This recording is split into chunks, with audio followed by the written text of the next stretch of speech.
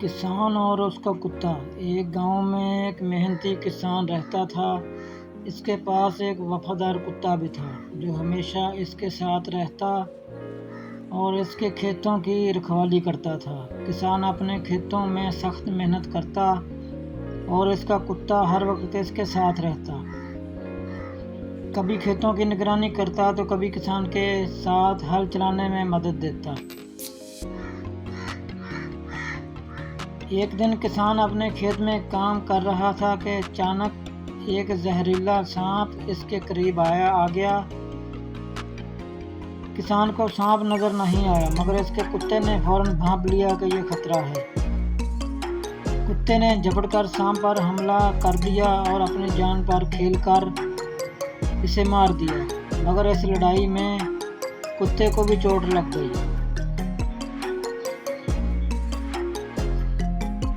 जब किसान ने ये सब देखा तो वह अपने वफादार कुत्ते की बहादुरी पर बहुत खुश हुआ और इसे गले लगा लिया। इसने सोचा कि कुत्ता सिर्फ एक जानवर नहीं बल्कि इसका सच्चा दोस्त भी है। इस दिन के बाद किसान अपने कुत्ते का पहले से भी ज़्यादा ख्याल रखने लगा और इसे बेहतरीन खाना खिलाने लगा। इस कहानी से हमें यह सबक मिलता है कि हमें वफादारी और मोहब्बत की अहमियत सिखाती है। जो लोग हमारे लिए कुर्बानियाँ देते हैं, हमें इनकी कदर करनी चाहिए।